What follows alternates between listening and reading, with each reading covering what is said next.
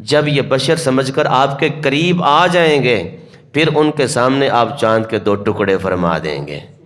پھر ان کے سامنے ڈوبے ہوئے سورج کو واپس لے آئیں گے، پھر انہی کے سامنے کسی کی آنکھ کا ڈیلا باہر آ جائے آپ نے لواب دان لگا کے رکھ دیں گے وہ ٹھیک ہو جائے گی، پھر انہی کے سامنے کسی کا بازو ٹوٹ جائے آپ لواب دان لگا دیں بازو ٹھیک ہو جائے۔ نظریہ تو وہ لے کر آئے تھے کہ حضور ہمارے جیسے ہیں، لیکن جو کام آپ کر رہے ہیں جب وہ نہیں کر سکیں گے تو پھر وہ کہیں گے سب سے اولا والا ہمارا نبی، سب سے بالا والا ہمارا نبی، اپنے مولا کا پیارا ہمارا نبی، دونوں عالم کا دولہ ہمارا نبی۔ قل انما انا بشر مثلکم، محبوب آپ فرمائیں میں حکم دے رہا ہوں، آپ کی اصلیت تو رب فرماتا ہے میں جانتا ہوں نا، لیکن آپ کو حکم یہ اس لیے دے رہا ہوں، قل انما انا بشر، آپ فرمائیں ان لوگوں کو جو آپ کے قریب بیٹھے ہیں جو آپ سے دور ہیں، ان سے آپ فرمائیں کہ میں تمہارے جیسا بشر ہوں۔ جب یہ بشر سمجھ کر آپ کے قریب آ جائیں گے پھر ان کے سامنے آپ چاند کے 2 ٹکڑے فرما دیں گے، پھر ان کے سامنے ڈوبے ہوئے سورج کو واپس لے آئیں گے، پھر انہی کے سامنے کسی کی آنکھ کا ڈیلا باہر آ جائے آپ نے لواب دان لگا کے رکھ دیں گے وہ ٹھیک ہو جائے گی، پھر انہی کے سامنے کسی کا بازو ٹوٹ جائے آپ لواب دان لگا دیں بازو ٹھیک ہو جائے۔ نظریہ تو وہ لے کر آئے تھے کہ حضور ہمارے جیسے ہیں، لیکن جو کام آپ کر رہے ہیں جب وہ نہیں کر سکیں گے تو پھر وہ کہیں گے سب سے اولا والا ہمارا نبی، سب سے بالا والا ہمارا نبی، اپنے مولا کا پیارا ہمارا نبی، دونوں عالم کا دولہ ہمارا نبی۔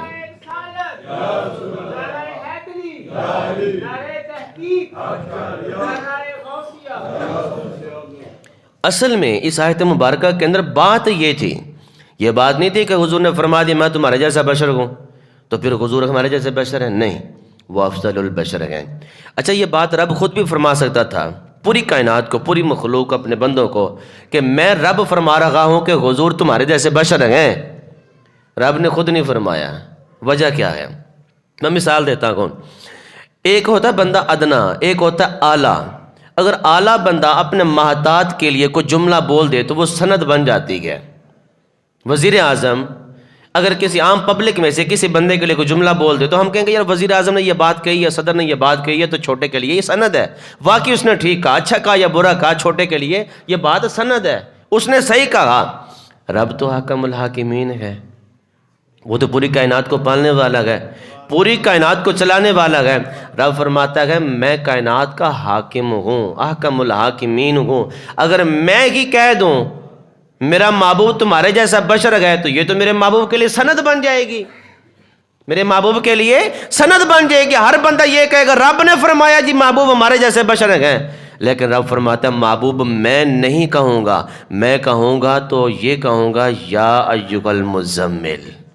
اے مزمل کی چادر والے، میں کہوں گا تو یہ کہوں گا یا ایھا المدثر، اے مدثر کی چادر والے، میں کہوں گا تو یہ کہوں گا والضحیٰ کے مکھڑے والے، اگر میں کہوں گا تو یہ بات کہوں گا واللیل اذا سجا، اے واللیل کے زلفوں والے، اگر میں بات کہوں گا تو یہ بات کہوں گا سبحان الذی اسریٰ بعبدہ،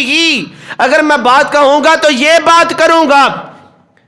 الم نشرح لک صدرک، اگر میں بات کروں گا تو یہ بات کروں گا والتین والزیتون، اگر میں بات کروں گا تو یہ بات کروں گا والفجر، اگر میں بات کروں گا تو یہ بات کروں گا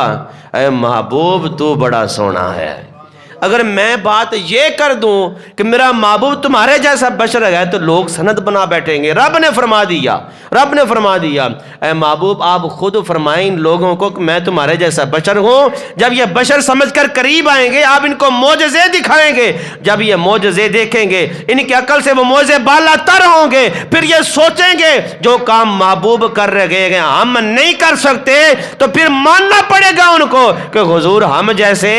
نہیں گئے۔ اللہ رب العالمین نے حضور کو بشری بادہ پہنا کر ہمارے درمیان بٹھایا تاکہ ہم حضور کے قریب ہو کر حضور سے فیض یاب ہو سکے، لیکن یاد رکھیے اللہ رب العالمین نے بشری بادہ تو عطا فرمایا لیکن حقیقت حضور کی نور ہے، اور حضور کے نور پر اللہ رب العالمین نے بشریت کے 70,000 پردے ڈال رکھے ہیں۔ اگر یہ پردے نہ ہوتے تو کسی میں سکت نہ ہوتی کہ حضور کے قریب بیٹھ کر حضور سے فیض حاصل کر سکتا۔